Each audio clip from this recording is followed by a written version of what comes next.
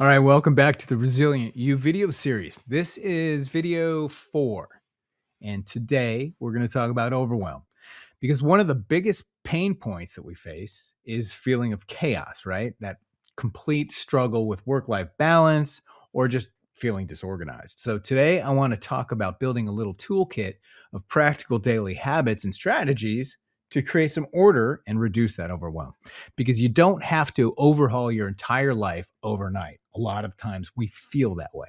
We're going to focus on small, actionable little steps that create a ripple effect of calm, helping you feel like you're actually in control of your life, not just surviving it.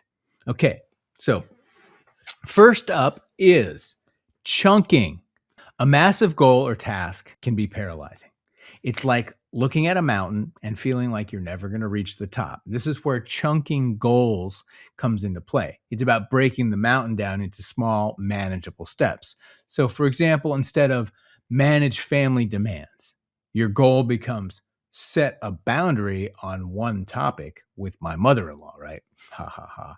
Instead of clean the house, your goal becomes wash the dishes, and so on and so forth. This creates a sense of accomplishment, right? It gives you a small win. And with each small step, that reduces the feeling of overwhelm. In fact, I'm using that one exactly right now. I was just talking about it with my girlfriend yesterday. Is that so instead of cleaning the entire house, usually like we usually do it on a Sunday or something like that, I'm going to break the entire house down into grids.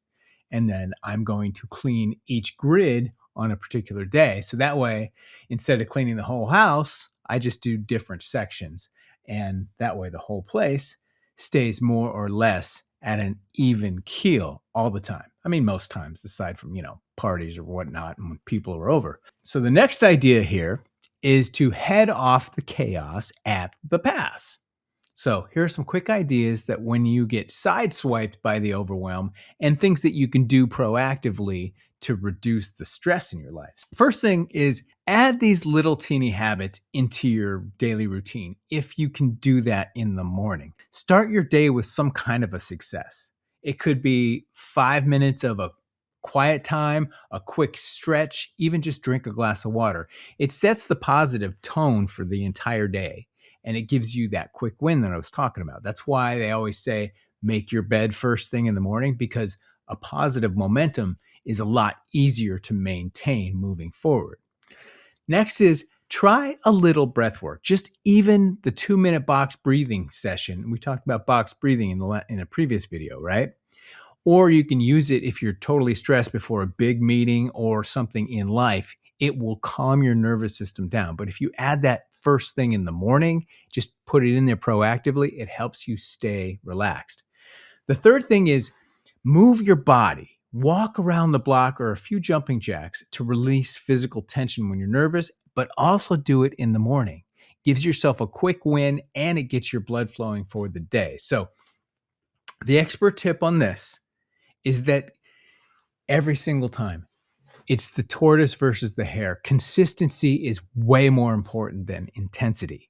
So let's make sure that you do something small, but do it over and over again instead of doing something big just one time, because that's the way you get stuff done. So that's going to wrap up this section. Next week, I want to talk about this. I want to talk about the mind-body connection and do a little bit deeper dive into some self-care and some mindfulness techniques that will help you out. So stay tuned for maybe next few days kind of thing. And that wraps this one up. Thanks.